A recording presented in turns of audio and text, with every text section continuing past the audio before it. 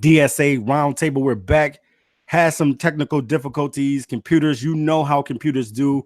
Sometimes they could be your friend, and sometimes they could be your enemy.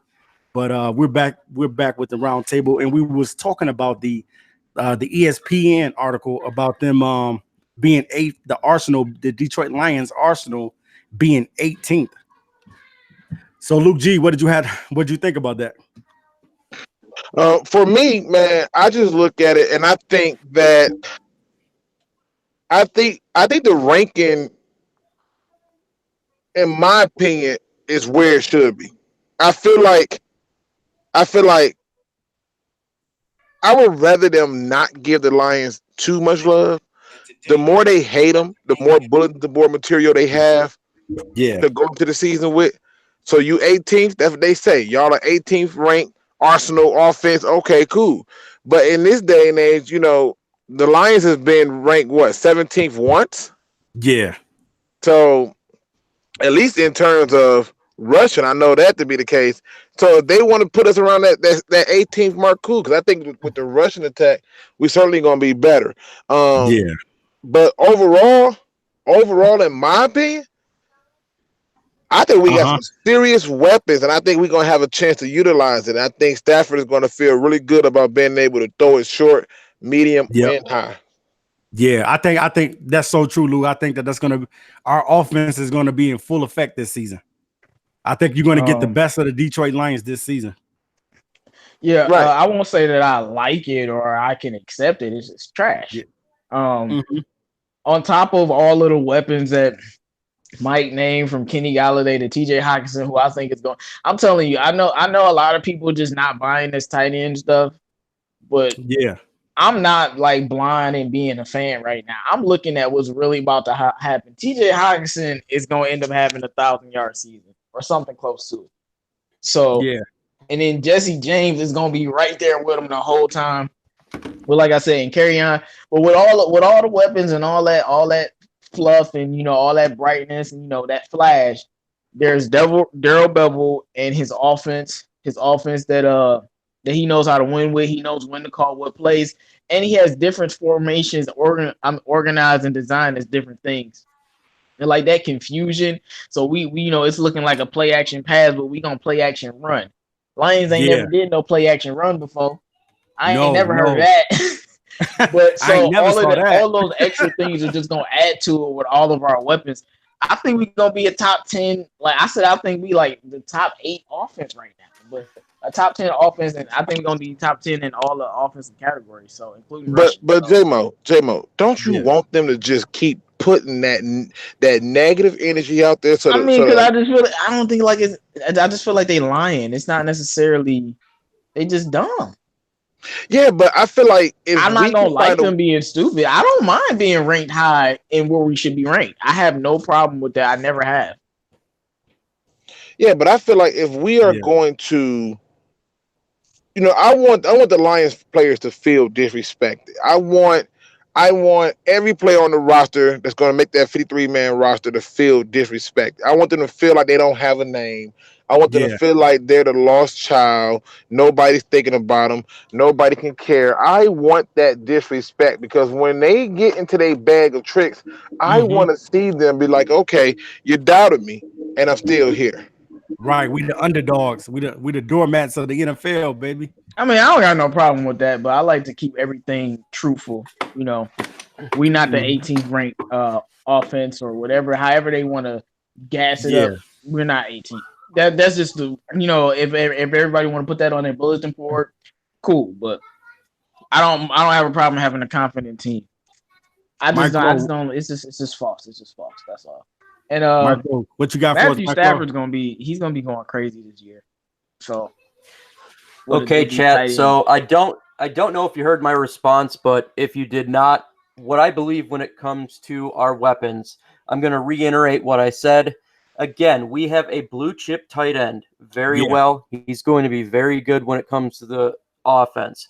We have Jesse James, again, who's a very well tight end, complements TJ Hawkinson very, very well. We again have Kenny Galladay. Galladay is a great wide receiver. He's going to Yes. be up there in the league this year, probably, hopefully, at least the Pro Bowler. Everyone decides to not remember who Marvin Jones is, but Jones can take that deep pass. Darrell Bevel's offense. What do we know about it? They like to do play action to the deep. That's what Marvin Jones does. Amendola, he will play that third wide receiver, try to get you that first down if it's 3rd and 5.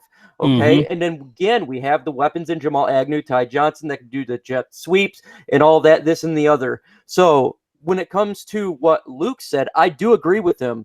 I want them to just completely disrespect our team and just make them a little more motivated to show the NFL, hey, I got a chip on my shoulder. I'm going to cash in. You won't be able to stop our offense. You won't be able to stop these weapons. And good luck, fellas. Good luck. Wow. So what do you think, Noble? Man, well, I think, by them having us ranked at 18, I want them to have all that smoke. You know what I mean? I want all that smoke right there. I want that attention on us to be like that, because we always get looked over anyway. We got looked over in the draft. We get looked over with our players. Our players don't make the Pro Bowls. They don't even see our players as being effective out on the field.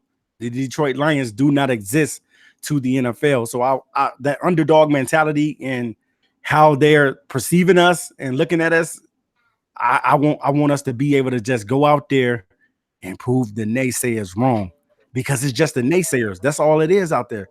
The naysayers that say that the Lions can't do it. They haven't done it. You know what I'm saying? They haven't done it. They haven't done it in so long. So it's like, these guys are never get this thing right. They'll never get it right in Detroit. And that's the narrative that you want them to have, but it's not going to be that way. Okay, Travis, we gonna do a mic check for you. So if you speak, my brother. I guess we can't hear you because he wanted to do a mic check because something's wrong with his mic. But I did want to add that and expound on that, because they ranked us 18th or whatever. And my question to the whole roundtable and everybody in the chat: where do you think that we should be ranked? Our weapons need to be ranked, and how productive the offense needs to be ranked in order for us to win that division and that playoff game. Well, for me personally, I think 18 is fair. I think 18 is fair because we don't know what TJ Hawkinson is going to be just yet. Even though I have a ton of faith in him. What are you talking? What? I'm listen. Just stay with me. Just stay with me. I just think that at the end of the day, I think that there are a lot of unknowns there. When you got a lot of unknown factors, you got to account for that. Because he hasn't took it a snap. You know what I'm saying? And the season hasn't started. I won't say the I word, but you're hoping we don't get no scars. And that's why I said 18 to me. If y'all want to be disrespectful, I'll take it, because we can always increase that number. Yeah, that's cool. That's not what I thought you was responding to the question I just asked. I am responding to the question you asked. That's not what I asked. No, what you asked is, what do you think we really are? I said, well, let it be 18 because we have a lot of unknowns. You got a new offensive coordinator who I said, what do we need to be to win the division and win the playoff game? What do we need to be? Not what I think we are. Honestly, about 18. 18 or better. Because I think that there's going to be some step back from the Bears defense, and I think the Vikings, they had coach been there for a while, so going to be a little trouble there. And then the Packers, I don't know what they're doing over there. New head coach, it's crazy. So yeah, the Packers still trying to get things together. Well, Trav, this is another chance for you to speak. Okay, nothing from Trav. I would say, if the Lions are 18th in the offense, we aren't making the playoffs. Our team has to be anywhere from 12th on up. And usually the Lions' offenses are pretty good. They're never low on the totem pole like last year. I mean, in 2012, when we was 4-12, our offense was top 7 in the league. So 2017, we was top 7th in the league. 2016, we was better than 18th. And our defense will be good. But we're the 18th ranked defense. We're not going to be a good team or a great team.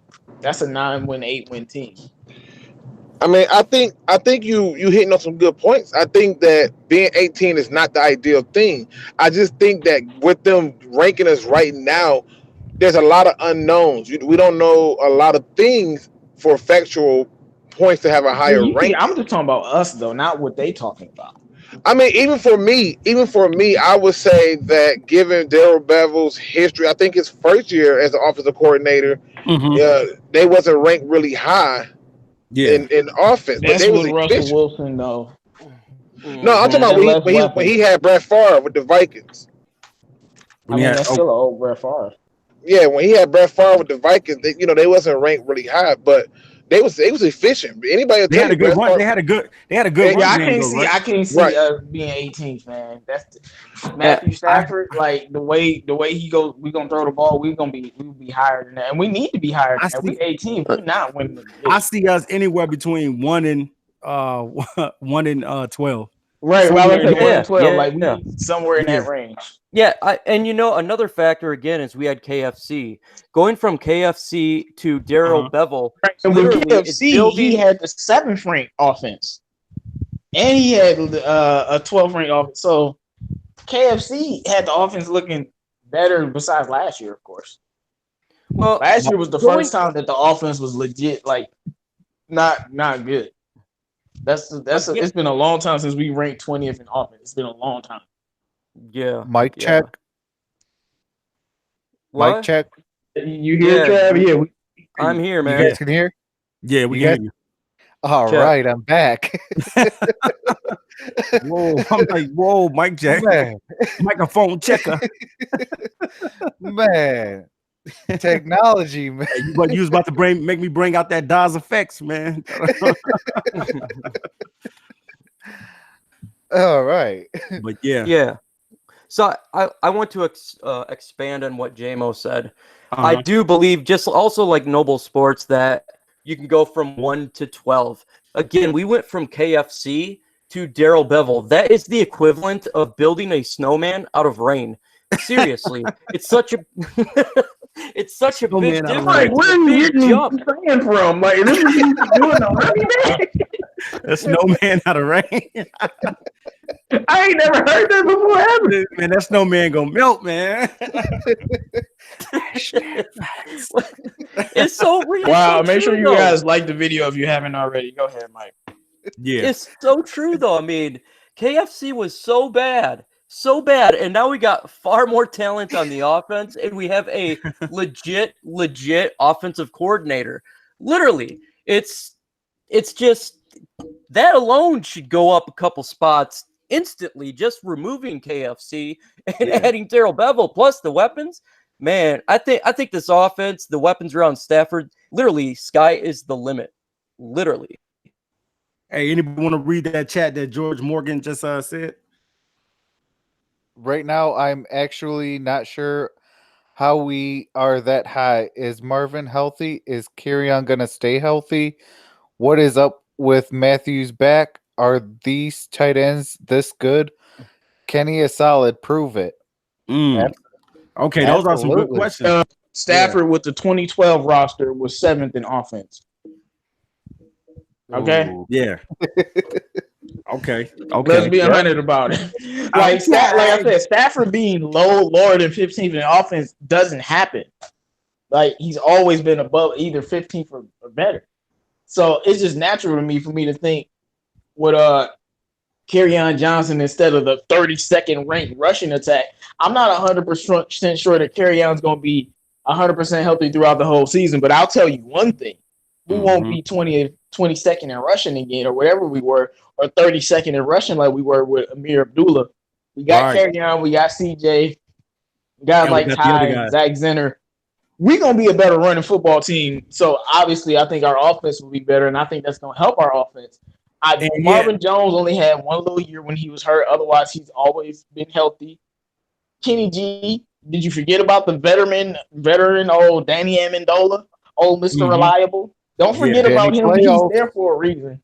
Jesse James and TJ Hawkinson, I definitely believe in them, and I definitely know that Jesse James will fill his role in regardless of what TJ Hawkinson is doing. And regardless of what TJ Hawkinson is doing offensively, I'm telling you, when it comes to blocking, he's going to be a beast regardless. There's no doubt in my mind. I'll stake my whole everything on that. And J-Mo, that's another dimension, but And When it comes J-Mo, to blocking, he'll be solid. and now that you say that about TJ Hawkinson, basically about him, the story is, why did the Detroit Lions draft TJ Hawkinson? I know that they, some of the NFL people probably wanted somebody else to get TJ Hawkinson, but we got him because he was something that we needed. He fit the scheme, and he was I'm not going to say probably, he was the best tight end available for us, and we had to snatch him up, especially knowing that we're going to run the ball this season. And I know that the naysayers are saying, TJ Hawkinson is not going to be good. He's not going to, he's playing on the Lions team. So I just can't see it. Yeah, I see this kid being effective out on the field, man. He's going to carve some people up, and he's going to surprise. And I know he's going to play with that chip on his shoulder too. He's going to play with a chip on his shoulder. Because to me, at the end of the day, it's about getting open. And if we can use the offense in a way that gets him open, he's going to produce. I think ultimately what the focus should be is how they utilize the tight ends. And to me, I think that because we're going to be more run centric, I'm expecting to see my tight end block. That's first and foremost. Yeah. If he comes out and gets 600 passing yards, 600 receiving yards and 4 or 5 touchdowns, he's had a successful season in my opinion. That's a good season. Yeah. Because I just want to see him block. One of the things that had me so high on him and it had me so sold on him was that his blocking ability. Now, I know he was rated on a lot of people's boards high. I know ESPN, I think they had him like the 8th or 9th best player. I know Pro Football Focus had him at the 6th best player, even though they said we reached to take him at 8. And you have all these different people who are going to be naysayers. It's the player job to tell the naysayers shut up, because a lot of the times what you see is this talent that they have needs to be utilized right. You can't have a guy like Calvin Noy playing 4-3 outside linebacker, and then he goes over to New England and gets put in the right position to be a 3-4 outside linebacker. So he's more okay.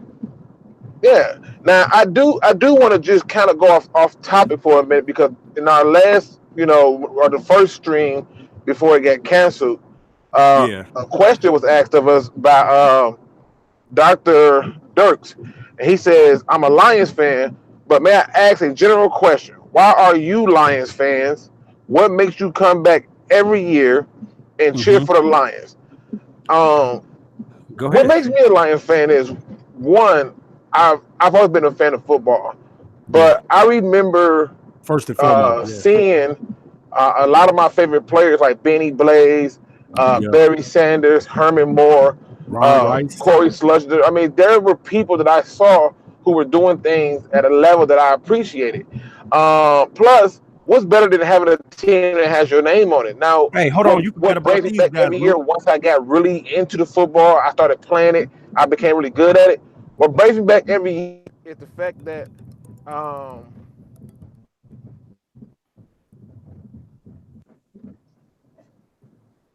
damn it. What you don't know? Yeah. My phone literally just froze. Robo Man, but it's like you sound like T-Pain, man. Jumping on a beat. Yay. Yeah. Is that better? No, you went from Robo Luke to Mutant. Yeah, it's a wonderful. You're gonna make me sing Mr. Rogers, man. It's a wonderful day in the neighborhood. Yes, it's a wonderful day in the neighborhood. Man, is that better? I mean, no, you still going in. Yeah, man. Man, you in a distant country, man. I know, man. I know, man. He over there in Amsterdam, man. But can y'all hear me better now? A little bit, yeah. Can y'all hear me better? Yeah. Okay. All right. Yeah, I'm sorry about that. Detroit like Big Will in the building. What's good, bro? Man, what's up, Big Will? What up, though, man? What up? Listen, man. Big Will. I feel like it's a hater somewhere praying his best wishes to try to take this show down, man. like he over there with overtime. He got rosaries in his hands and crosses all around him.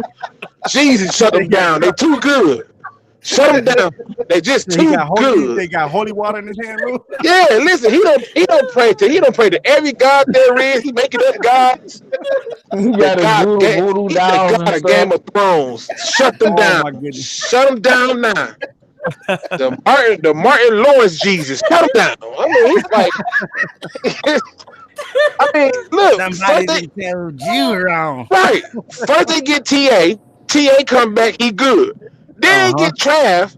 Trav had to come back. He good. Now I'm in the middle of something. It just kept coming. Like they just it's so many of them. I'm like man, Luke sound like T-Pain over there, man. Man, listen, I bet money somebody somewhere right now on their knees, just shaking, sweating in prayer, like shut them down, Lord, give them a virus, shut them down. Like we out here to save, my man. How was this happening? Like how hard is you over there? He probably over there putting hex on us. He probably listen. I bet right now, whoever doing this. Don't stop praying. They don't drew a circle with some stars in it. Tell me something. We gonna get this over with. They making voodoo dolls of all of us. Thing go down. Wow. They not playing. Oh my goodness, man. All right, Luke, man. They interrupted you long enough, man. Finish your point. We got the right Luke back. Man, I mean, got me sounding like T-Pain, like I'm in love with a stripper and stuff. Come on, man. What's going on? Just want to talk football, people. Stop praying evil thoughts. You do know it's redundant to pray evil thoughts to good people. I mean, what in the world? Right. Hey. So that question again. By George Morgan, like, you know, why are you basically? Why are you a Lions fan? Why are you a Lions fan? Back every year? Yeah. I come back every year because I understand that football is one of those games where you just need the right environment for it to click. You know what I mean? Yeah. The Philadelphia Eagles have always not been a good team. They've always gotten close. They've gotten to that promised land before and didn't win it. And you know, you saw them going through these little stunts where they would make little moves to get better. But then they bring in a head coach who can be a little bit more inventive, a little bit more creative. And when I look at the Lions, that's what I see. I see an adaptive assistant coach. I see a head coach who is going to let his coordinators do their job. Because I'm convinced he are a defensive coordinator. Like, I'm convinced of this. Hey, no, put some respect on Paul P. name, bro. Man, listen, Paul P. Every time Paul P. talk about football, he sound like he got a doctorate degree in it, man. I feel you. I think Paul P. might be there for moral support. I'm just saying. Because our head coach, every time you look up, he's on the sideline talking to who? The defense. And where do you see Paul P. at? Going to get coffee and peanuts. This how I go, man. This how I go. Paul P. He got them in practice. He get them ready for the game. Get them towels and everything, and then he go sit down in his little spot. He'll help when it's needed. But Matt Patricia, that's what he do. I just like the fact that they're going to allow the coaches to coach. You know what I mean? Because I'm telling you, when you go through and you look at the Rams, man, when they had Jeff Fisher, I don't understand how the only thing you change is Jeff Fisher and the team now wins. Right. That's crazy to me. Yeah, that's crazy. Yeah. That's definitely crazy. So, MicroMike, why are you a fan of the Detroit Lions, my man? Oh, man. Well, when I was young, me and my father used to watch the Lions games, and so he had a lot of physical injuries, and there's not a lot of stuff he could do, but we could watch Lions games. And I remember just watching Barry Sanders and just in awe with his ability of making these cuts and his speed. He literally was so fast that when he stops, he waits for his own shadow. I mean, literally, that the juke moves is like going left and right at the exact same time, and that really attracted me because what type of ability can somebody be when he literally stops, break ankles, and just making people miss? I absolutely loved watching the Lions when I did, and that really became Lions fan Barry Sanders for sure. Really helped me out. And you know what, Mike? And something about Barry Sanders that was very interesting. I've never seen Barry Sanders get planted in the ground. Guys never got a clean shot on Barry. Have you guys saw that? He the No, GOAT. I Like, haven't seen anybody get a that's why clean shot on when Barry. those arguments come up, I'll be like, whatever, bro. You know, Yeah. I don't even think the thing I admire about Barry Sanders the most is I never understood how he couldn't be tackled. It Right. didn't make sense. Like, they literally would tackle him, and it's like he'd be like, "Yeah, I'm not even standing here right now. I'm all the way over there." But they would literally be 4 guys bringing him down, Right. and somehow he's like, "Well, you're not bringing me down. My balance is on a whole different level. I'm a Chinese grandmaster." Like, Yeah. it didn't make no sense. Yeah, the agility that Barry Like, his balance, he couldn't be tackled. No. you know, I feel like I've seen Barry get planted, not planted. Let me find a way to say it. I feel like I've seen him take a nice big hit before. I just can't remember it because it was so long ago right now. And Man, you know, can't obviously recall. I'm on the road. Yeah. But I feel like I have. But to me, the most impressive thing about Barry was I remember watching him against the Buccaneers, and that defense was nasty. And he made the sickest cut I've ever seen on a dime that had the safety John Lynch looking like wait a minute, where he go? Which way Like, did he go? yeah, I'm pretty sure John Lynch was like, yo, I think David Copperfield is playing for the Lions. He was there 1 minute, now he's gone. You know, so Yeah. for me, I understand with the love with Barry, but for me, I used to get more of a kick watching like Herman Moore, Spillman, you know, to me, Hey, you remember, Corey Robert Porcher? Man, I've met Robert Porcher a number of times. I enjoyed it. Tracy Stroggins. Man, Benny Blaze to me was the real deal, man. Benny Blaze to me was a headhunter. When he hit you, your spirits was broke. Hey, hold on. Yeah, hey, it would be, Luke. I got to give a shout out to somebody.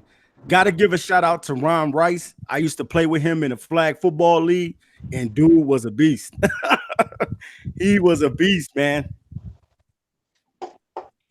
That's what's up, man. Yeah. Shout out to Ron Rice, man. Man. Play Yeah, safety. I mean, it's cool because to me, man, when you can meet some of these players and you realize they just human beings, and then you got to go and look at these fans who be trying to have the most ridiculous standards that they want to put on their own self. You know, they want Matthew Stafford to come to work when he dealing with family issues and the love of his life that he married, but let them get a cold, they calling off work. I just don't understand how this be happening. Hey, that's why I call Stafford the Iron Man, man. He's the Iron Man of this team because he'll come no matter what Stafford's going through, man. He's always going to come, man. He's always going to show up. Absolutely. Yeah, I mean, like I said, I like it, but that's why I became a Lions fan. But Trav, you still with us? I'm still here. Go ahead, Trav. Talk to us, man. What why are you a Lions fan, and why do you keep coming back, man? Man, well, for one, I've been born and raised a Lions fan. Even though I've been made fun of my whole life due to that, it doesn't matter because you know what? It's that underdog mentality. It's that grit, grind, and hard work. You know, get your hard hat on, lace up your boots. Let's get to work. You know, that's what makes me a Lions fan. Oh, I mean, yeah, I will say after Barry, we did hit a very depressing, very low point. But you know what? With hitting rock bottom and going 0-16, you can only go as low as 0-16. Then anywhere else from there is up. You know, and I'm like, you know, we shall rise. You know, and now with Bob Quinn and Matt Patricia, you're really seeing a true football team getting built. You know, even when we had Barry. Yeah, that's true. You know, even when we had Barry, you know, there were still some flaws, but it's, you know, and I will say this. I gave Barry a whole lot of credit because man, he made Dallas look bamboozled in that playoff game. Yeah. I don't know the number 75 on Dallas's squat. But man, he ran right past him. He's like, "Wait, where is he?" Which way did he go, George? No, he's still having nightmares about that, bro. It looked like Barry hypnotized him or something. Hey, shout out to Michael Christian, man. He said it's been a while, guys, but I'm back. What's up, guys? How's it going, man? We got Chris Cashbow in the building too. What's up, man? Make sure you guys like the video so we can get this out to everybody. Shout out Brandon Anderson as well. Absolutely. Shout out, fellas. Do y'all mind if I ask the subscribers a question? Because I think it's important for us to get their feedback on different things. And I know I gotta say why I'm a Lions fan first. Yeah. Okay. Well, and then I gotta say why I'm a Lions fan. Yeah. Go ahead. I'm a Lions fan first and foremost. They my hometown team. There isn't any of the hometown teams that I don't cheer for that I haven't been a fan of. I'm a fan of all the hometown teams. You know, the Tigers. You hate Michigan State. Don't lie. It's Michigan State and Detroit. I'm a fan of my hometown team. You root for UOD then, huh? No, I root for Wayne State. Oh, okay. My bad. Okay, go ahead. Yeah, I just happen to be a Michigan fan also. But anyway, I root for all my hometown teams, and I always root for them. And one thing is, I go by circumstance because I see a lot of other franchises and what's going on. And we saw what happened with Barry Sanders. And since Stafford has been here, I'm looking at the circumstance, inheriting an all-16 team. I'm expounding on why do I keep watching back? Because in my opinion, I haven't seen Stafford with a team yet that can win and him not win. If he gets that team, it might not ever happen. But if he gets that team and then can't win, then we can start having conversations. But I've seen every quarterback let him get that team. I mean, Jared Goff, Patrick Mahomes had a 32nd ranked defense, but they were very close. Tom Brady team last year. Drew Brees team last year. I'm naming multiple quarterbacks with great teams. Yeah. Dak Prescott team, Andrew Luck team. It ain't never us. And I just go by circumstance. And I know that when Mr. Ford was alive, we wasn't going anywhere. Yeah. And, what happened with him happened, rest in peace. But Martha was like, yeah, I ain't about to die without no ring. You got me messed up. That's not how I roll. I gotta rock me a rock. She like, you gonna put my ring on my finger in the casket. What you talking about? Martha said you better put a ring on it. Real, but Martha is like, I'm not about to die without no ring. So, and now I see the culture change and the scheme change and bringing by Quinn, somebody who we can clearly tell, for better or worse, he's been one of the best GMs we've had in a long time. So you can just he's already his Did you just say one of? I think he might be on par to being the best GM we've had. But we don't have. I'm just saying. Because some people still don't approve of Bob Quinn because all they look is with the team success. The results, they look at the results. I think that's the biggest mistake for Lions fans. I understand that it boils down to the result that you win or that you lose, but I can tell you right now, man, it's a lot of people who do not respect the New England Patriots because in their eyes they cheated. Right. And they've been cheating. And so how you win matters. So just food for thought. But I've just always been a fan of the Lions, even the Joey Harrington, the painful Joey Harrington and John Kitna days. So, and we all know the 0-16 team, but that's the main reason I've just been a fan because I've always been a fan. I've never not been a Lions fan. I've been to the Lions games. Of course, I love Megatron. That's like one of my favorite players ever. So, Yeah, so just to piggyback off that, this is TA, man. And basically the reason why I'm a Lions fan is, it goes way, way, way back. Before actually, kind of crazy story. Grew up in Chicago. A lot of people don't know that though, but was born in Chicago. Was a Bear fan actually at first, so don't boo me. Moved over to Detroit. Yeah. Moved. It's crazy though. This story is crazy, man. Moved over to Detroit. My family did years ago, and been a Lion fan ever since. And I grew up watching Walter Payton. Grew up watching Barry Sanders do their thing, and definitely, if Barry wouldn't have retired, he would have been an all-time leading rusher. That's without a doubt. And not really having the greatest offensive line. But the reason why I'm a Lion fan is because of the blood, sweat, and tears. The things that the Lions have been through for so many seasons, the pain, everything, the frustration, of this team. I just want to see the Detroit Lions win, man. It's plain and simple. It's plain, it's plain as day. I just want to see the Detroit Lions win. I want the Detroit fan base to be happy one day. You know what I'm saying? We haven't had that. TA. Yeah. It's kind of like before they won the championship, asking a Cubs fan why they were a Cubs fan. Yeah. I mean, it took 100 years, but they finally got it. So like, you're gonna be a fan forever. So I feel that totally, J-Mo. So the reason that being said, the reason why I root for Detroit every year is because, you know what I'm saying, because of what these guys, I know that eventually one day, you know what I'm saying, they shall overcome. It seems like I want to sing a song right now, but I'm not going to do it. But one day they shall overcome, man. And the biggest thing is being able when you're not strong. Oh my goodness. If you need a hand. Okay, we got the quartets in the house now. You can carry y'all. That should be the Lions thing song, low key. Oh my goodness. We got the 4 quartets in the house.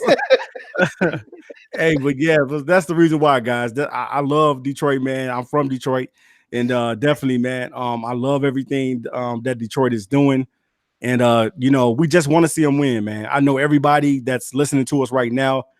That's how we feel, man. We want to see this team win. And once we do get the opportunity to win, man, we're gonna flip cars over, man, because we're gonna be so happy that they finally got to this level. So if they can do it this season, man, it'll be a sight for sore eyes, man. Get your ring fingers ready, fellas. Plus, if you just look at it, I think one of the biggest things for most fans is when you root for a team, it's your team. You know what I mean? Like that's your team. You want to, the ups and the downs. The true statement of a fan is to go with the ups and the downs. Mm-hmm. Now, if you listen to 97.1 The Ticket, his belief is if they don't have a good product out there, then don't support them and don't show them no love or nothing, and I'm like, okay, I'm on the opposite spectrum of that, because for me, I look at it and I say, man, it's easy to go around and hop on every team that's good. I love the people who be like, yeah, I'm a fan of LeBron, so whatever team he's on, that's my team. Like, what? Right. Yeah. So you're not really. To me, that's a player movement thing, though. Right. But you're not really a fan. You're more so of a.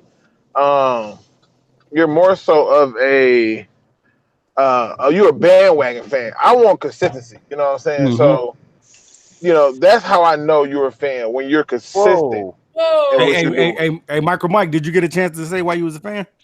Yeah. Yeah, I did, but we got a shout out to Positively, man. He says, hey, Luke, when we talked a while ago, you said something interesting about Matt Patricia being late, and you said it was fake news. Could you explain it to the audience as why it's fake? Oh, first of all, we got Positively. You are a part of the DSA. Make sure you guys go subscribe to him if you haven't. He makes very interesting and great video. I can't believe, my brother from the DSA donating to the pool of all the things we're trying to do to advance this channel and make it better for you guys, man. We appreciate that, man. We appreciate you, Positively. Yeah, I mean, and listen, man, I watched Positively's video. This dude, he do it all, man. Workout, He does hockey. I mean, he does football. We needed that. We he does it all. But he did a video. Positively Detroit did a video where he compared Dak Prescott to Matthew Stafford, and what he did was so beautiful. It was so beautiful. I had tears in my eye. I just said to myself, that's how you do it. And, I appreciate it. But let me tell you why it's fake news. It's fake news because anytime you're looking to create a story, you're going to try to latch onto the first thing you can find, right? And the idea that, he was late for this and he was late for that. And all, they said the same thing about Mike McCarthy. They said Mike McCarthy was on the Green Bay Packers getting manicures and pedicures and showing up late to get it. And I'm like, what? Now he's fired. Now he's fired. And you want to stay Manny and Patty. Could you imagine that for his hair too? Right. Like, could you imagine the head coach just sitting up there like, hey, I'm gonna go up and get this Manny and Patty, run 10 gashes and I'll be back. Like, what do you mean, bro? So, like, what the media does is the media needs to have a story and a headline that can grab your attention, because believe it or not, newspapers are not selling. So what they do, No. just like how they came, they ain't have no way to really spin it because nobody wanted to do their research, nobody wanted to do their job. So what they do, they bring up where he got charged with something. You know what I'm saying? Yeah. So Yeah. that's why it's fake news. If he Yeah. was, let's just say hypothetically, he was late. I mean, by show a hashtag I did, who has never been late to work? Never been late to work. Ever been late to work? Not I. Not I. I mean, come on, man. Like him being late set this team back. Like it didn't have nothing to do with injuries and a lack of play calling creativity. So it was fake news to me because I was like, y'all didn't have anything else to talk about. So guess what? He late. Bye. I just don't see how they can come to these conclusions, but they only do it when you down. It's almost like when you down, we got to kick you a few more times. And when Mike got fired from Green Bay, he was already fired. Now you want to come and say he late to meetings, getting his feet and hands done? Come on, bro. It's just too much. It's too much. So that's why I think that it's fake news, and that's why when I go through and I look at it, it becomes reality to me that, you know, even if for some reason, you know, it's true. Okay, how many times he did it? Because if you're going to tell me he's doing it and he's coming unprepared, that's different. Yeah. I think the bigger story would have been he don't know what he's doing, and I've been going, oh, now that's interesting. Explain that one. But when you need a headline, what's better headline? Detroit Lions head coach late to practices, or or we don't have a story for the Detroit Lions, so we make them up as we go. I mean, Right. Absolutely. that's what they do, Absolutely. in my opinion. And I think that's why you seen Marvin Jones come out with that R&B diss track. Shout out Marvin, man. We gonna start calling him Marvin Jones. Marvin. We gonna start calling him Marvelous Marvin, like the boxer. We gonna start calling him Marvelous Marvin. Mr. Marvelous. That need to be his guys, nickname. I still have not heard that track yet. I definitely gotta. Oh, you need to hear that? Y'all gets fired. I'll send it to you, brother. Okay. Is he singing or is he rapping? No, he singing. He went full Michael Jackson on him. Yeah. Woo! Okay. Okay. What up, though? No, Miss J. Merry Christmas, bro. Merry Christmas, No, Miss J. good. Merry Christmas, Novus. Nomus in the building. But yeah, man. I think All right, Trav, you got your topic, bro. Yeah. If you had one position that's up for grabs, what position is it and why? Okay, I'll go. I'm taking the cornerback position. I'm taking the corner. Reason why I'm going with the corner position. Wait, well, we gotta expound on that. We talking about like in training camp or in general, right? Because training camp is about to come. Training camp is about to come up. Yeah, it's gonna be a lot of position battle. Yeah, the position battle of the corners. You know what I'm saying? Because I'm ready to see who's going to be this number 2 person. You know what I'm saying? You know, whether it's going to be Rashad Melvin, whether it's going to be Tease Tabor, or giving the rookie a shot, Amani Oruwariye. You know what I'm saying? I want to see who's really going to be not made of jelly, but made of stone. You know what I'm saying? I want to know who's going to go out there and really play like they want that position, because we already know Darius Slay is coming back. Even though he's, you know, you see him out here in these videos and he's training and everything, I don't think he's going to leave that $12 million on the table. Yeah. Because I know I wouldn't. I wouldn't either. I got kids to feed. Right. But let me also put this in there, because I saw this question too, because I know that there was talks about this Theo Reddick getting traded to the Rams. Now, I have a thought on this that for me has to go out the box. But I'll save it for y'all last. I'll go last. TA, what are your thoughts on this rumor that the Rams could be interested in trading for Theo Reddick? But you can have him. This not no fight. No, this not no fight. You can have Theo. We trying to. Yeah, We trying to we treat Theo like we Lance trying to- Galloway. Just take him off our hey, hands. man, we trying to send him on the Greyhound, man. The first thing out of town, man. Like you can have Theo. We've used Theo.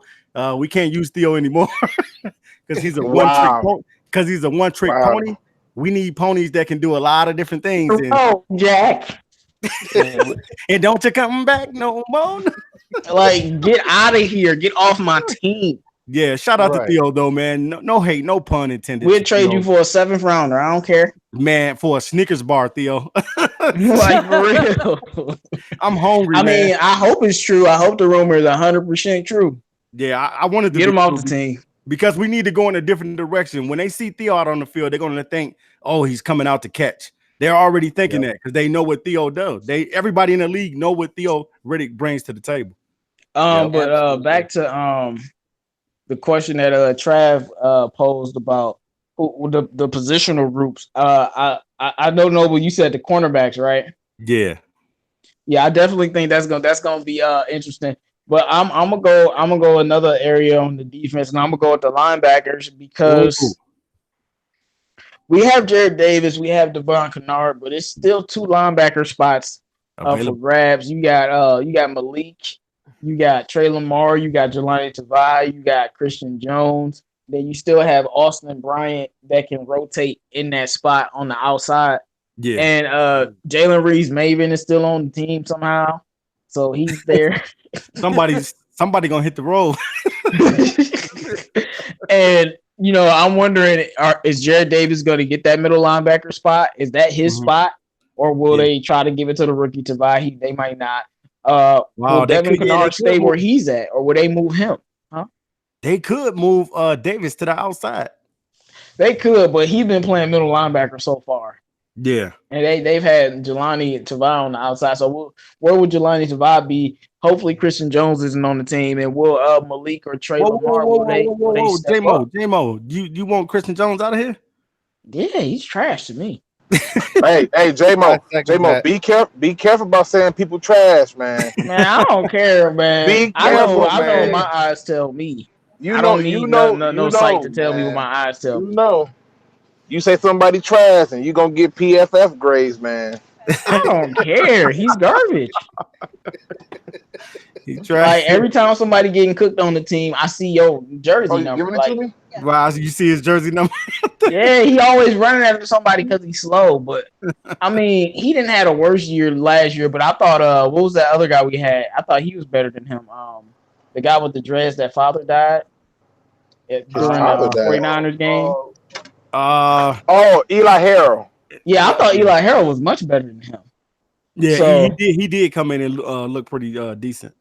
Yeah, so I'm just wondering, like, we got 2 linebacker spots, but what about the other 2? Because we're 3-4. Sometimes we might use 5, defensive backs, or we might go put somebody in that linebacker spot. So how are we gonna do that? So that's the positional group that I'm definitely paying attention to. George Morgan said Tavai will move back and forth. Christian Jones should make it as a backup. Eli Harold is not on the team anyway. So Yeah, he's not on. Yeah, so MicroMike, who you got, man? Who you got? Okay, so I'm going to go with the simplest, but it's also probably the most important battle that's Most going to vital. take place. And so obviously I'm going to go with the guard position here. I think this is something that's going to be very fun to watch and scary at the same time, because you got folks like Bo Benshaw, you got Wiggins. Oh man, we don't need no Sheriff Wiggins.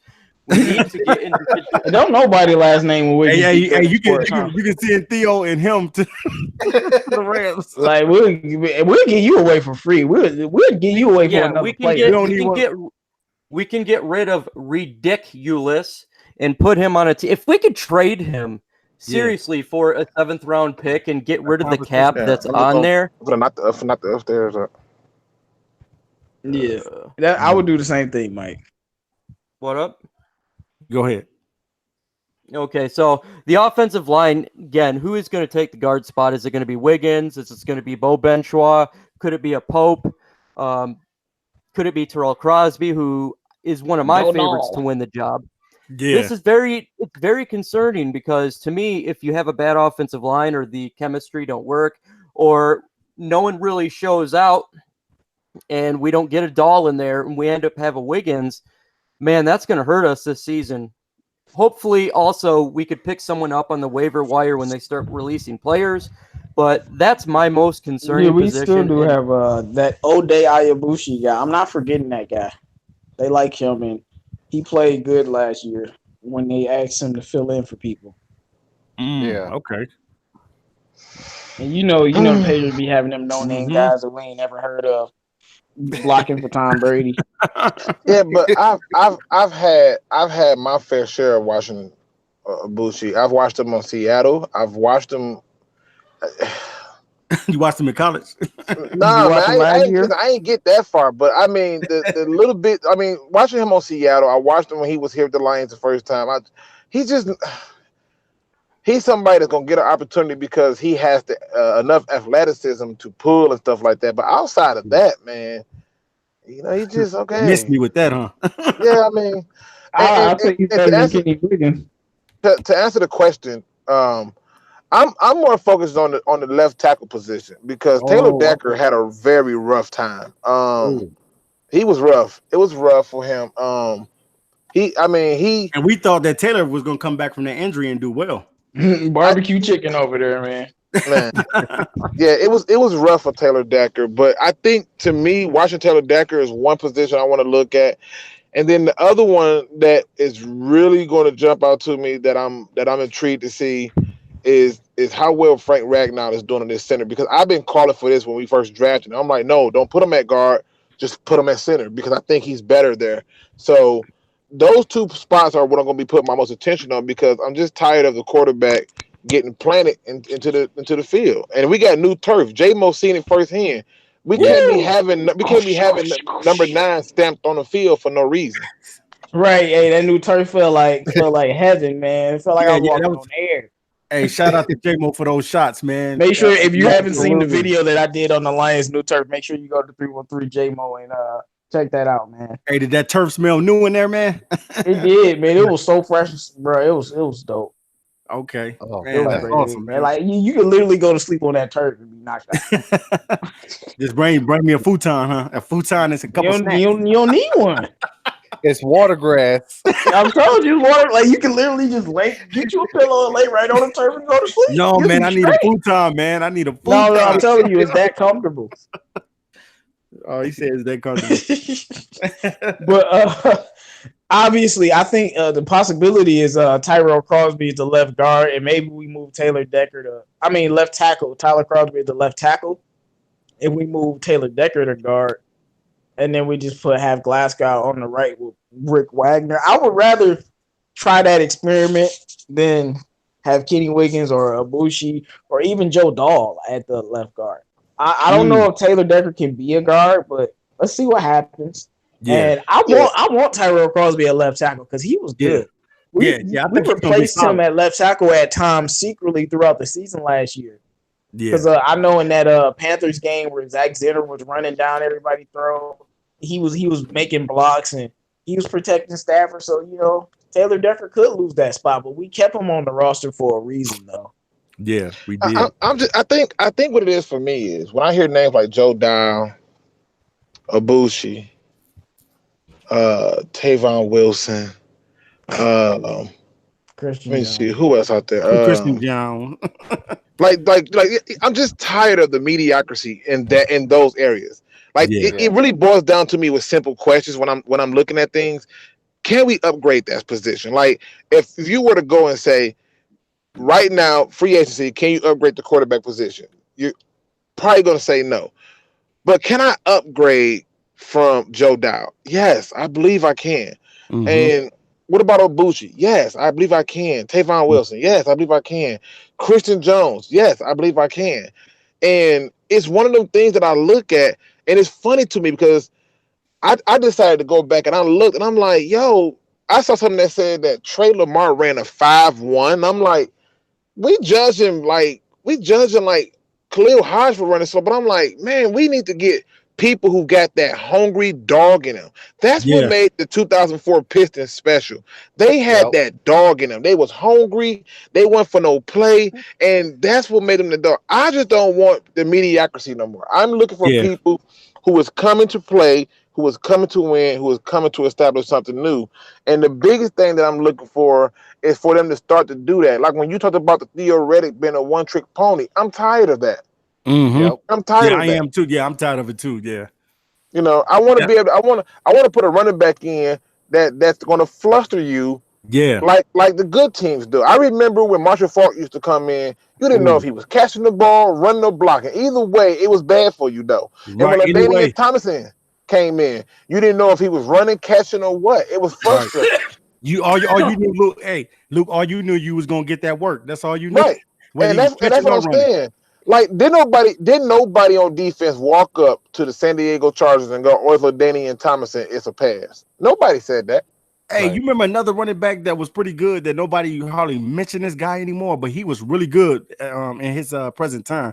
Priest Holmes. You remember Priest Holmes? Yep. Oh, Yep. man. Priest Hall, Kansas Yep. City Chiefs. Yeah, Yep. Priest Holmes was a beast, man. Oh, yes, sir. And he can mix it up. He can mix it up. But I feel like the Lions with this team, Yeah, if this had been any other year, I'd have been like, oh, okay, cool. Leave those guys yeah, there. But yeah, with this team, yeah, I walk away asking that one question. Can I upgrade in those positions? And I'm like, yeah, absolutely. And that tells yeah. me that, yeah, I'm not accepting who's there. I And see, refuse to accept who's there. my thing too was this is my thing. Like I felt like this. If you're gonna release Amir Abdullah, you might as well get rid of Theo too. That's how I felt. You know, I'm like, Yeah. you guys started cleaning house. Why not clean the whole house out? You know what I mean? If you're gonna Just do like some we're doing spring with tight cleaning, end. why miss a spot in the house? Make sure everything is clean in the house. So Right. you sent out Amir, you might as well send Theo out too. It's no hard, you know what I'm saying? We're not coming at Theo like we know we dissing him or anything. We just saying that it's time for him to transition to another team because he gave us what he could for the years he's been here. And we know that running the ball, Theo is not that good at running the ball. He might get you every now and then, but that's every 15 snaps. You know what I'm saying? Every 15, 30 plays or something, he might finally break a run. But other than that, you already know what he offers to the game. Yeah, I mean, I remember what's that running back name we had, man? He would always run into the back of the players. God, jeez. He What's ran his into the back name? of the players. He would always run to the back of the players first before he can move. I'm like, bro, how does this keep happening? It's gonna come to me in a minute, but I can't think of his name. It was a running back that we had. I would just look He and be got like, no why he vision. always doing it? But even George Morgan bring up another running back, Curtis Martin, a guy who can Yeah, give he you was a beast. all. Yeah. Yeah, Give you Curtis his Martin all. was a beast.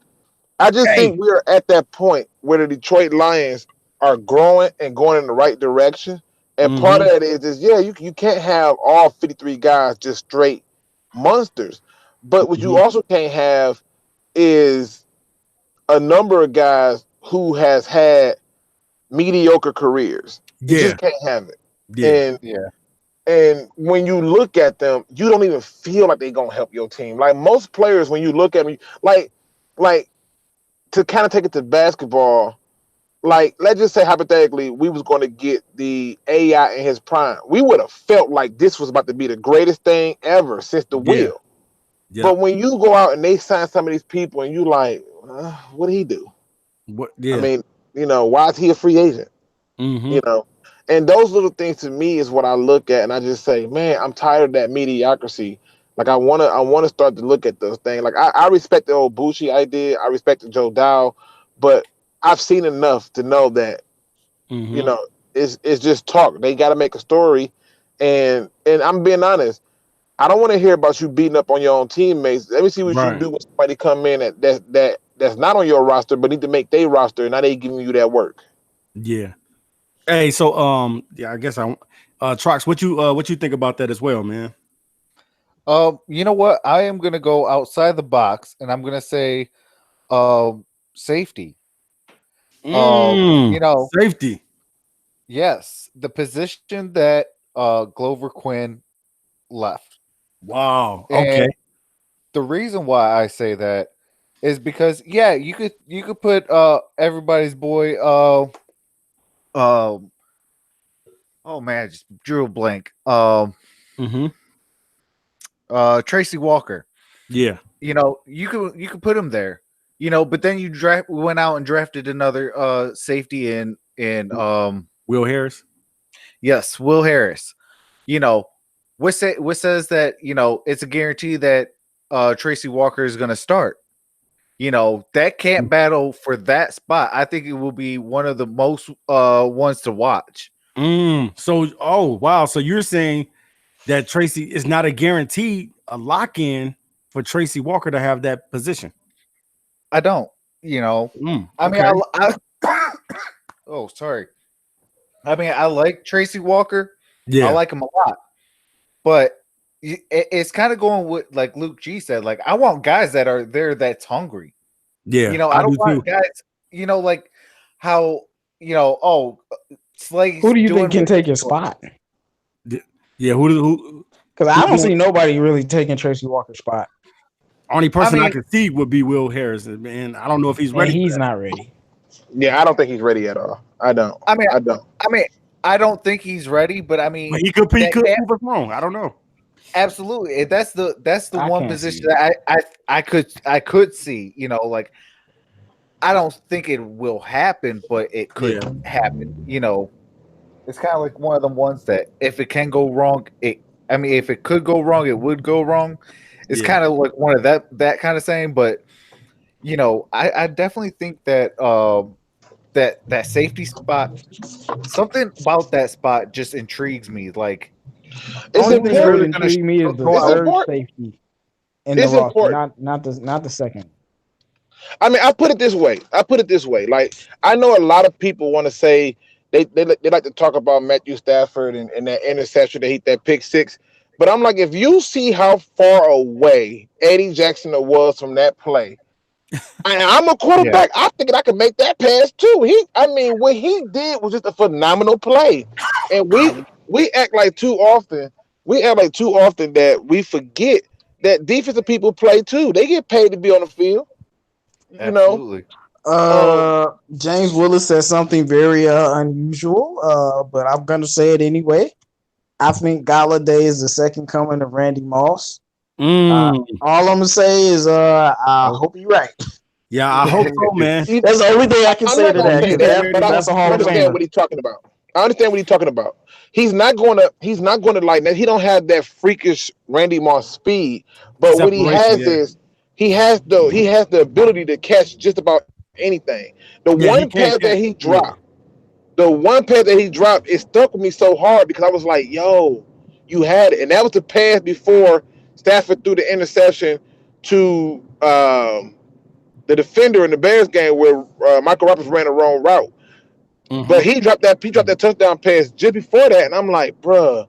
But when you look at some of the hardest catches, he make them tough, big play catches. But I don't know if he's saying it like that, cool. But if he's talking about, I don't know how he's saying it, but I will say this, because he's talking about that pass that he caught before halftime of Minnesota on Thanksgiving on the sideline. I still don't know how he caught that pass. Right. I don't know. Right. Like, that's one of the greatest catches I've ever seen in my life. I was like, bruh, how did you catch it? And Stafford, how did you even put it there? It's like Stafford threw the ball out of bounds and he caught it. It didn't even make sense. Yeah, they call those throws the turkey hole, getting the ball right in the turkey hole. That was more than a turkey hole, man. That was the heaven's gates, bro. Like, hey, keep it PG now. Keep it rated E. All right, rated E for everyone now. Come on. but no, turkey hole is a football term. No, I'm saying because when you said I think it's more than a turkey hole, I got worried. Like, oh Lord Jesus, what are you gonna say? What was he gonna say? I wasn't ready. I'm like, I wasn't ready. No.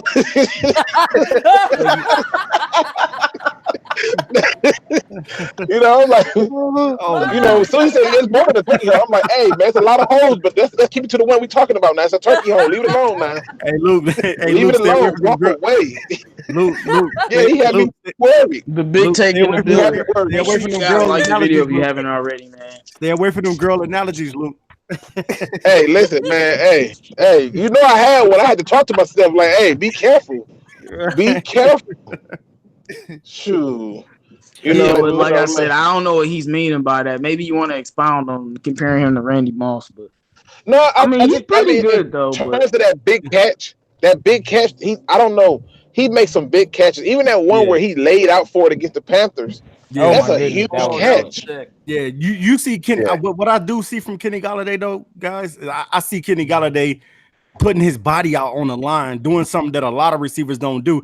The stuff that Kenny Galladay do, they was doing in the days of old. You know what I'm saying? When Yeah, guys Kenny like, Galladay is what you call a real one. Like when he freaking murdered that dude and got fumbled Stafford interception and took it back like Zion took the ball away from Kevin Knox.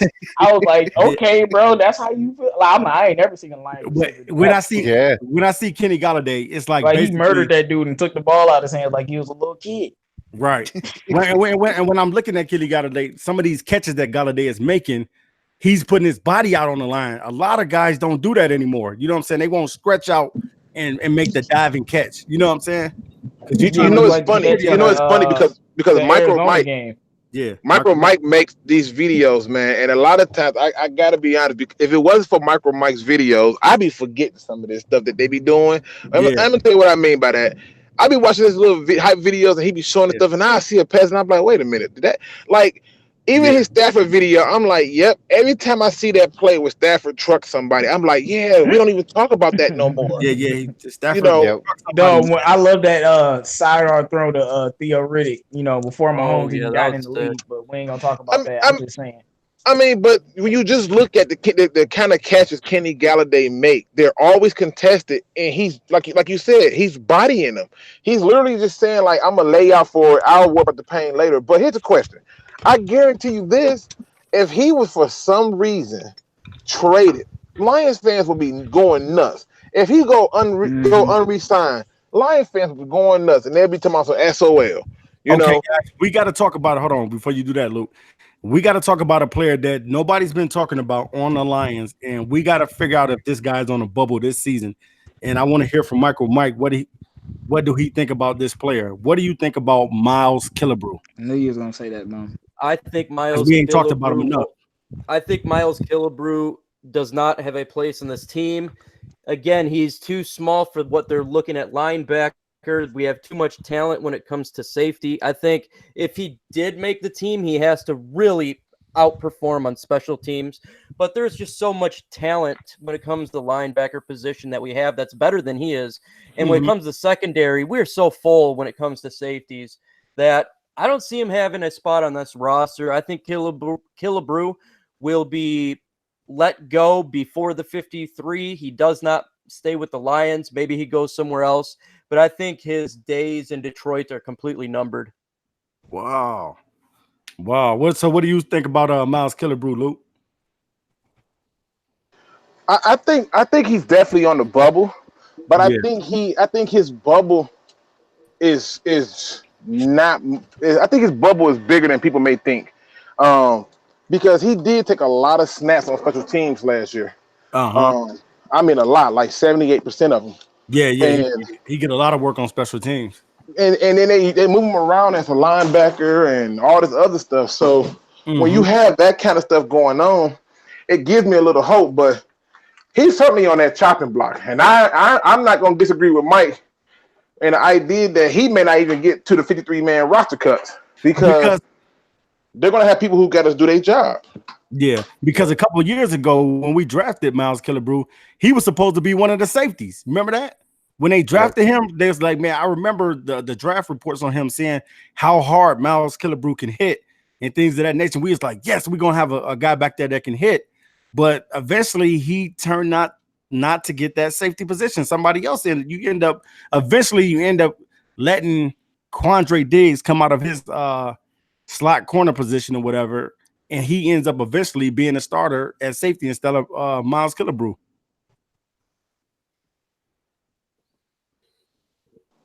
My bad.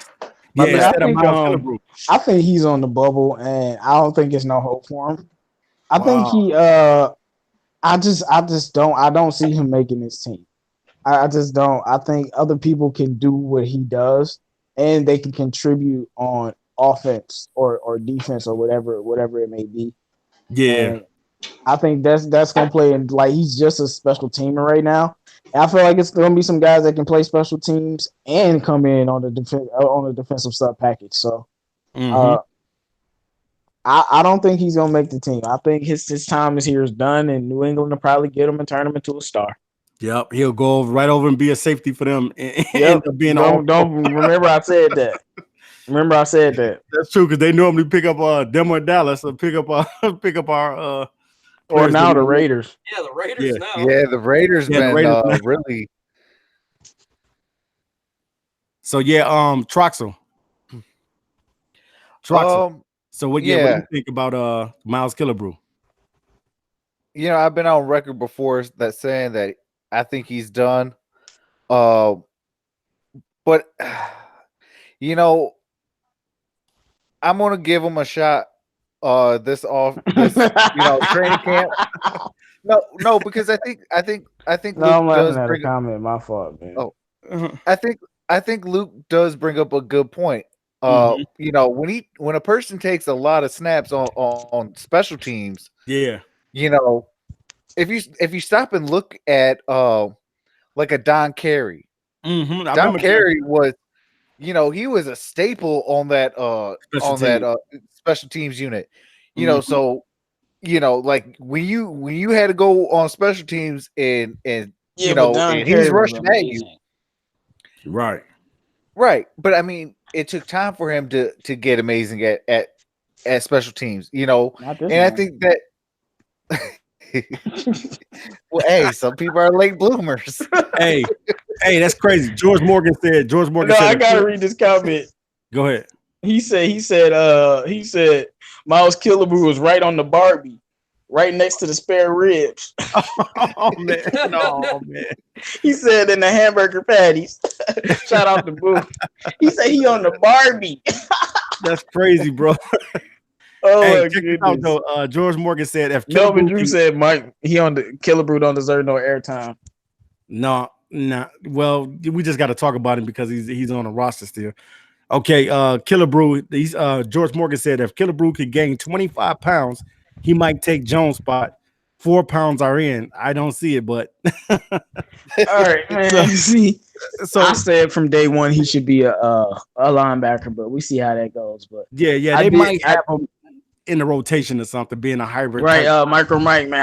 How you doing, brother? I am awake, alert, and alive.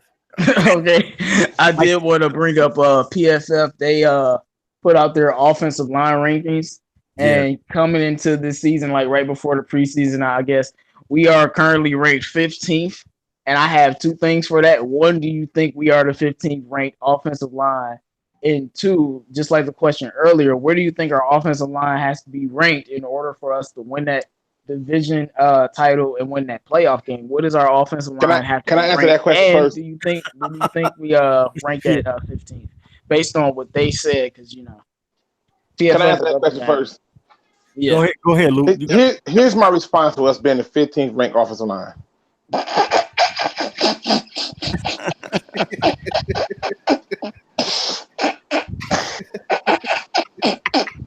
You have got to be kidding me, man. Who says top 12? Ramon the New A says top 10. What? Top 15? This offensive line is top 15? No.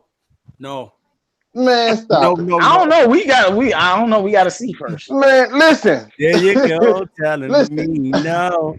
Do I believe moving Frank right now over the center is good? Yes. But none of us can tell you who's going to be the starting left guard. Graham Glasgow has been playing right guard. Okay. They're shuffling the line around quite often. To be top 15. Maybe they might be adding TJ Hawkinson and Jesse James to the equation. Let me ask you this. Okay. Let me ask you this. The only player missing from this line from last year is TJ Lane, right? That's a player. Okay. And he was hurt. He was hurt a lot of the time, right? Mm-hmm. Yep. All right, so here's my question to you. If all you did was took the same players who's on this line, minus TJ Lane, and shuffle them around, how do you go from giving up 40 sacks to 15th rank? I'm gonna be honest with you. Having a center that's a real legit center can change everything about an offensive line. I totally agree with you on that. I don't have a disagreement with that belief. It's teams that question literally all they did was change their center, and then they were a great offensive line. I remember Saints did it, Atlanta did it when they went to the Super Bowl. Listen, There you go, telling me. And I really think TJ Hawkinson, specifically as a blocker, is really gonna help us. I'm not saying we 15, but I can see where they got it from though.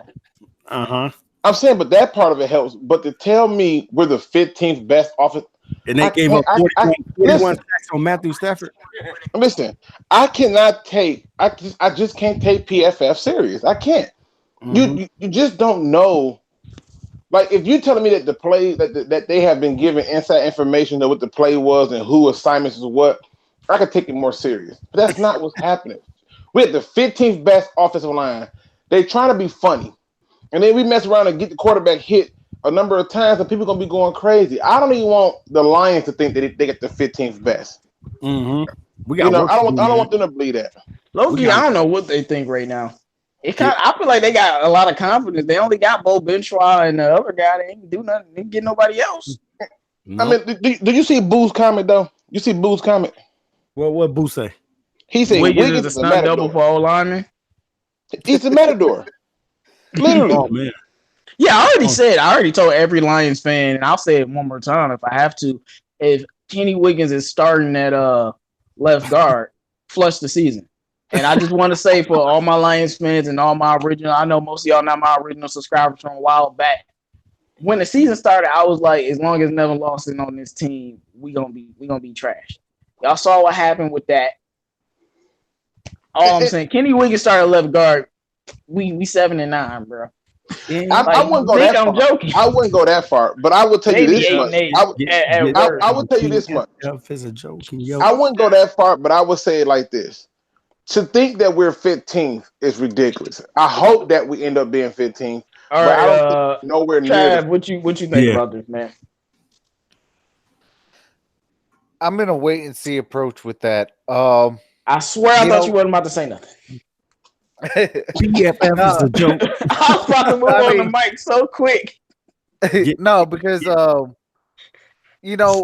reason why I say that is, like you guys said, like the team gave up 40 something sacks, and then maybe that is they're giving hope for Bo Benshaw, maybe they're giving hope for Pope and all these other guys, but and maybe it is like JMO said, maybe it is factoring in TJ Hawkinson and Jesse James.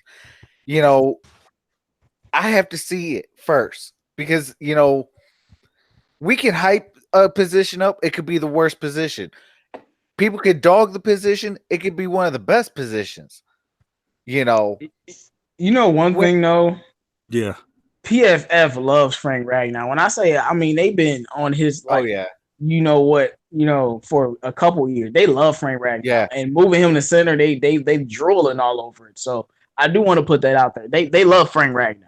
And the guys that they love, they really prop up. Absolutely. Yeah, absolutely. I mean, but ain't that what you do when you try to make money though? I mean, how many times have you seen a Frank boxer Ragnow is a good offensive lineman though. I'm not saying that. I'm not saying he's not. What I'm saying is isn't that what you're supposed to do when you're trying to make money? If promote a Lions player?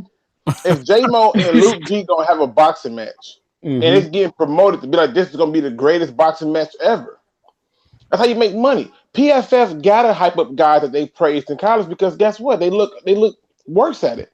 And when the PFF gave him the grade, like, oh, he never gave. I'm like, how often do centers give a sack though? Like, it's not like this thing where you see pressure up the middle. If that's happening, most times that person is out. Yeah. MicroMike, what you think about one? Where do you think about where they ranked and where should we be ranked if we want to have success winning the division and trying to get a playoff win? I believe our offensive line is really unproven. I would not give it a rank of 15. I'd think bottom in the 20s area right now. The position of guard is imperative to this season, because right now, if Wiggins start, I'll second what JMO said. Literally, a toilet flush would be it, but clogged with a floater.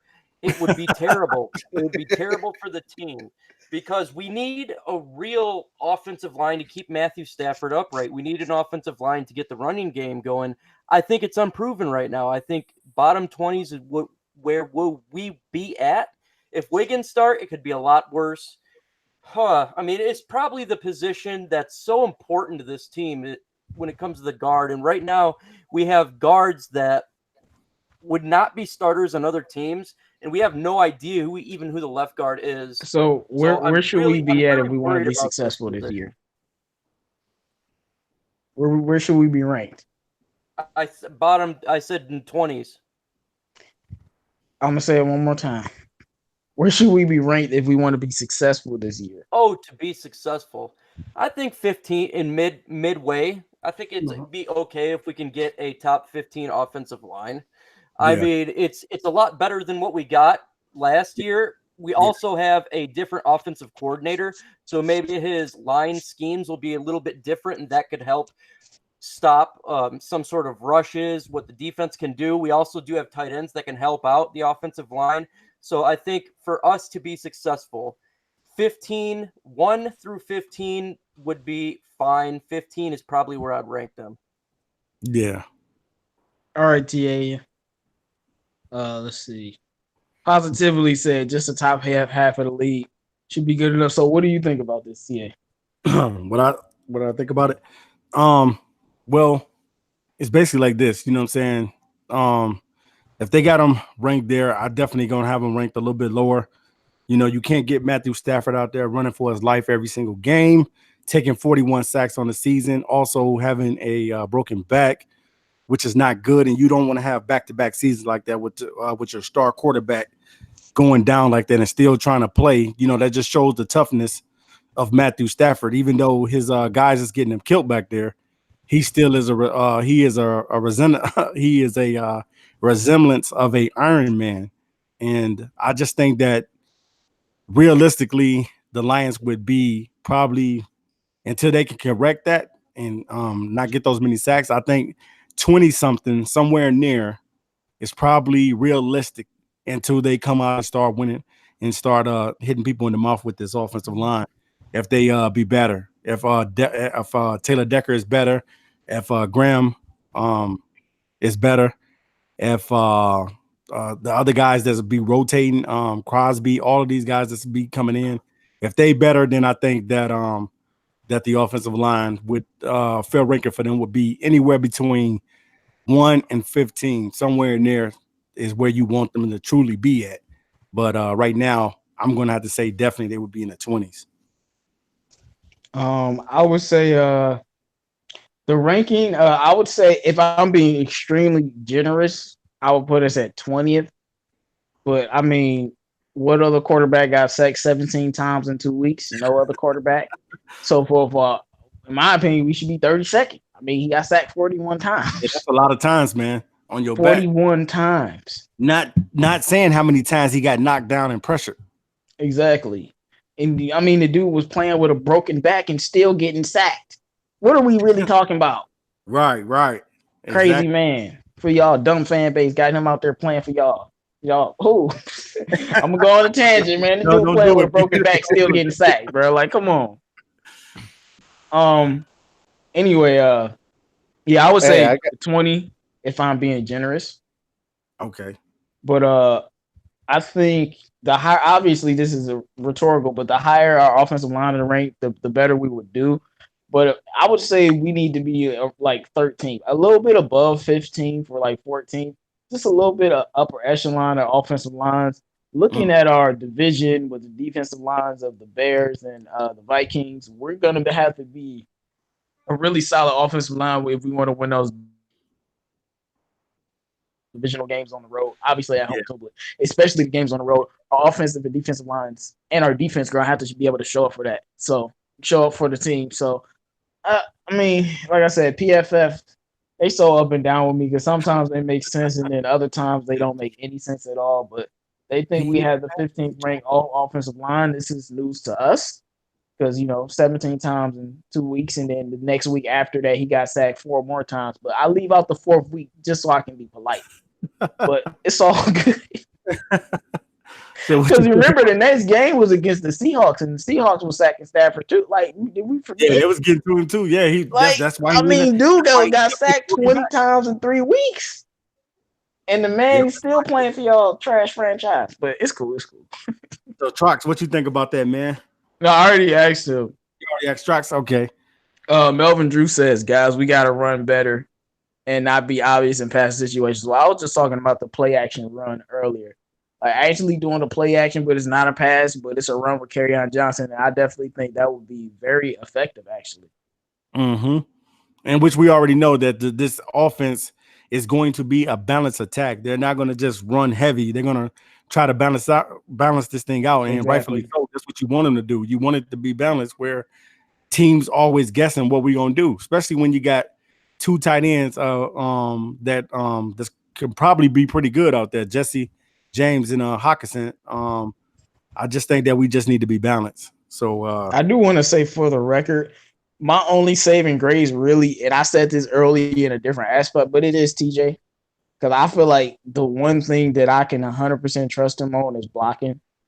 And I do feel like Stafford is going to have some added protection that he hasn't had from a tight end. I know some of our tight ends, fails here and there, Toilolo here and there might have protected Stafford, but TJ is really going to put somebody on their back and create a lane, whether it's a lane for Kerryon to run through or it's a lane for Stafford to step out and make a throw on the run from. I think adding him and Jesse James is really going to benefit the continuity of the offensive line. Yeah. Okay, guys. With that being said, we're going to get ready to, shut the show down for today. We're going to have our final words by the panel, the DSA panel, and let's go, Mr. MicroMike. So what are your final words and what you got going on, Mike? First off, guys, thanks for joining us during the chat and coming back after our technical issues. It happens a lot. I don't know why tech issues suck, but we do appreciate you guys coming back, staying with us, listening to us. It's very nice that you guys, week after week, day after day, you all show up and love listening to the Lions. We appreciate it for sure. Folks, I just dropped a hype video with Matthew Stafford. If you want to watch a hype video with our quarterback, go ahead and jump on my channel. Check it out. It's really cool. Also, hashtag Mike is a cool guy. Go ahead and subscribe to me. That would be great. Thanks, guys. Yep. Okay. The heart of the city, J Mo, what you got to say to the people, Jay? I just wanted to say definitely thank you guys for coming back to join us after we had those technical difficulties. They always trying something, but we always back. We always fresh with the content.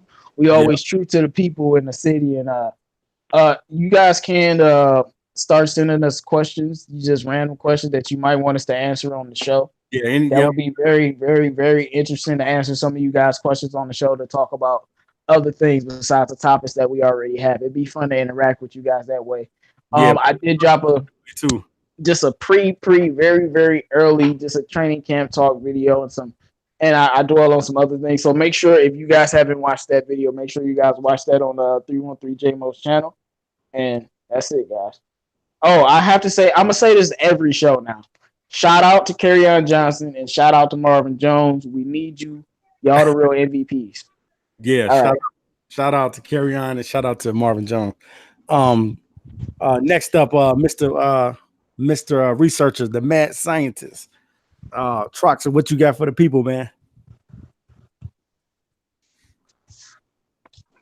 I feel like every time we call on Troxel would be somewhere in a bat cave for real, like Alfred, bat suit. Like, you already know, man. It was probably a gunshot two cities over, and he's handling it right now.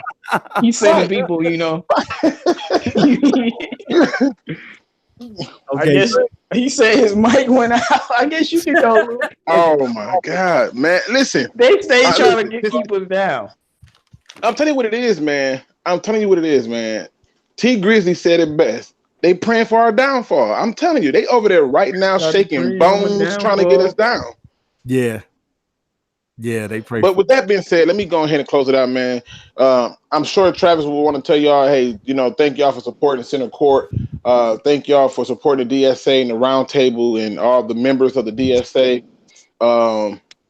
Make sure you subscribe to everyone. I'm sure Travis will say those things. Can you guys hear me now? Oh, he's back. I He's mean, back. he came back in Hold like. down the dude in the back cave. I mean, but wait a minute, he came back in like you ever see those movies when everything is going on, monsters on 8 people and stuff, and people don't die, and then the guy come out like everybody clear. That's how Travis came into this. Can y'all hear me now? Yeah, we can hear. We still here. We not dead. I mean, go ahead. No, my mic went out on me. Okay, I just wanted to put it out there. Go ahead, man. You got the floor. No, I do got some breaking news. I think I officially have power back on at my house. Yeah. Hey, man, congratulations for that, man. Hey, yeah, it was too hot to not have no power on. Oh man, it was crazy. I was out of power for since yesterday at 1:40. So, oh man, I finally officially got power back. So hopefully I can go back to the crib, get my official setup back up and running. I had to improvise for the show, but I do want to say, I want to give a shout out to the ones that rocked with us on the show and the 36 likes. Yeah, we appreciate it, guys. And Trav, don't forget to give a shout out to DTE for getting their power back on. That's important. Oh man, they get an MVP award right now, man. They definitely get a MVP award for DTE for doing that, man. Because when I left work, I was like, you know what? I ain't getting power today because it kept me moving back. Originally, it was like from 7:30 in the morning to 6:30. Then to 8:30, and I'm like, you know what? Forget it. I ain't having power today. And then I just looked at the thing that says I got power. So yeah, they definitely get an MVP award. That's what's up, man. All right, well, with that being said, man, again, I just want to thank y'all for rocking with us, man. I know it's difficult sometimes with my sound and my sound quality in and of itself. I do have responsibilities, and I take my responsibilities very serious. So, my responsibilities allow me to still do the show while driving, even though it's not the best way. And I just, appreciate y'all for being patient with that. Also, making sure that y'all check out the videos on the field review. He got some stuff coming for you real soon. Check out all the DSA members' videos. I promise you, we are literally the Marvel cinematic universe of like Detroit Lions football. You can go on any one of our channels and see something different and know that they're all share a common connection, which is to give you unbiased media that's not going to be oppressive. So with that being said, ladies and gentlemen, you feel me? With that being said, ladies and gentlemen, I leave you with this great piece of advice. As always, don't be no chump. Please do your research. Super facts. So yeah, guys. Hey, we like to thank you guys for stopping by the show on today. Make sure you tune in to next week, next Tuesday. We're gonna have some more Lions talk for you as we're getting amped for the training camp. And I know everybody here is definitely excited to see what the Lions are gonna do and how competitive some of the players will have to be against one another to earn a spot on the roster this season.